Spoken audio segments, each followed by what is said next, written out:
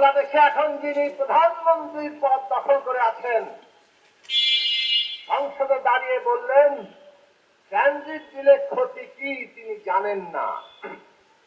ক্ষতি হিসাব করার বিষয়ে আপনাদের কি কোনো আগ্রহ আছে? আপনারা তো বাংলাদেশের পক্ষ ত্যাগ করেন, বাংলাদেশের স্বার্থে কথা বলার আপনাদের কোনো সাংখ্য নেই।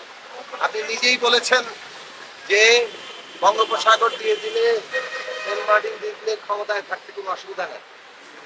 ক্ষমতায় থাকা যদি বিভিন্ন বিষয়ের বিনিময়ে হয়, তাহলে আপনার বক্তব্য অনুযায়ী আপনি এখন যে ক্ষমতায় আছেন সেটা কিসের বিনিময়ে আছে?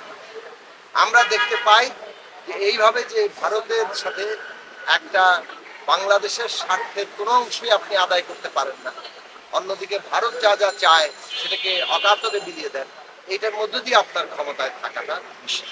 এই কারণে বাংলাদেশের ক্ষতি হচ্ছে এটা আপনি দেখতে পান না।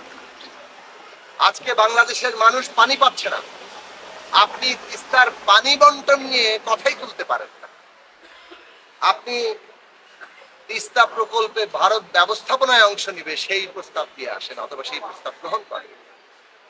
আমরা দেখেছি সীমান্তে মানুষ হত্যা হচ্ছে, প্রতিদিন হচ্ছে, এমনকি প্রধানমন্ত্রী সফরের 32 ঘন্টার মধ্যেই আবার সীমান্তে হত্যাকাণ্ড হলো। কিন্তু এর বিরুদ্ধে কোনো ব্যবস্থা এই জিরো হত্যায় নামিয়ে আনবে ভারতের নানান রকম আশ্বাস কোনোভাবে কার্যকর হচ্ছে। সরকার এই বিষয়ে কথাও বলতে পারে। আমাদের বর্ডার গার্ড ফোর্সের সদস্যরা এভাবে ভারতীয় বর্ডার গার্ড দ্বারা গুলিতে নিহত হয়, প্রতিবাদটা পর্যন্ত করা যায়।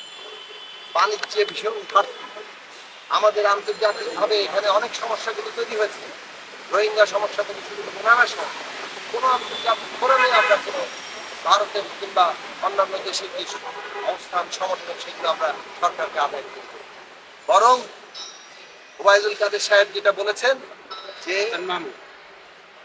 সরকার এই ক্ষমতায় আছে, এই নির্বাচন তারা করতে পেরেছেন কারণ ভারত পাশে ছিল, এবং সেই কারণে আমরা দেখতে পাই যে ভারত যা চায় সেটা দিয়ে তারা যে কোনো মূল্যে ক্ষমতায় থাকতে চায়। আজকে এই পরিস্থিতিটা, এই সরকার যে নতুন করে একজনকে পররাষ্ট্রমন্ত্রী নিয়োগ দিয়েছে হাসান মাহমুদ, প্রায় তিনি হাস্যরসের তৈরি করেন, এখন তিনি গোমর ফাঁস করে দিয়েছেন, মুখ ফসকে আসল কথাটা বলে ফেলেছেন যে প্রধানমন্ত্রী ভারতে গিয়েছেন এবং সেখানে গিয়ে ভারতের প্রধানমন্ত্রী নরেন্দ্র মোদীর কাছে চীন সফরের কথা জানিয়েছেন এবং ভারত জানিয়েছে তাদের কোনো আপত্তি নেই। তার মানে বাংলাদেশের প্রধানমন্ত্রী কি স্বাধীন সার্বভৌম একটা দেশের প্রধানমন্ত্রী? তিনি কোন দেশে যাবেন এইটা কি অন্য দেশ ঠিক করে দিবে?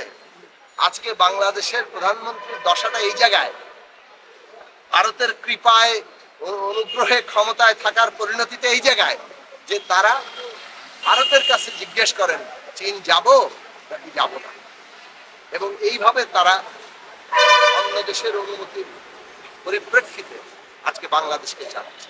ফলে আমরা পরিষ্কার করে বলি যে বাংলাদেশের যে স্বার্থ, এর যে সার্বভৌমত্ব এবং মর্যাদার যে স্বার্থ, এই স্বার্থের পিছনে আর আওয়ামী লীগ নাই।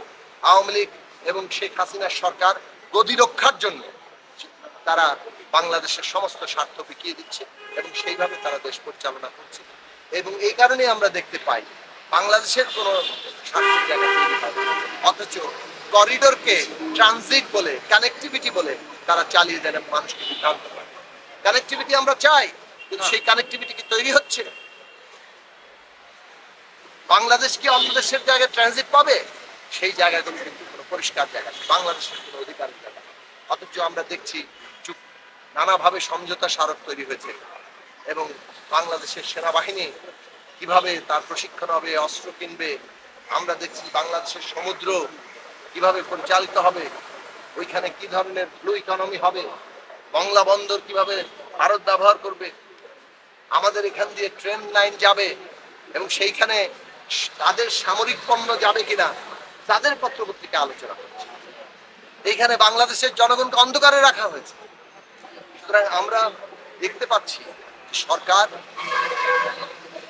তাদের গদি রক্ষার জন্য তাদের পররাষ্ট্রনীতি তৈরি করেছে এবং বিশেষভাবে ভারত তাদের নিজেদের স্বার্থে এই রকম একটি দাবেদার সরকারকে এখানে দেখতে চায়। এই কারণেই বাংলাদেশের বাস্তবতা তৈরি হয়েছে। আজকে তারা সরকার এইভাবে ক্ষমতায় থেকে একটা কাজ তারা করে, সেটা হচ্ছে সারা দেশে একটা সর্বগ্রাসী লুটপাট। এবং এই লুটপাট করতে করতে তারা দেশের রাষ্ট্রীয় প্রতিষ্ঠানগুলো সব কর্তা ব্যক্তিদেরকেও এই লুটপাটের অবাধ লাইসেন্স দিয়েছে। একটাই বিনিময় যে আমাদেরকে বিনা ভোটে ক্ষমতায় রাখো, আমরা তোমাদের সবাইকে এই লুটপাট করতে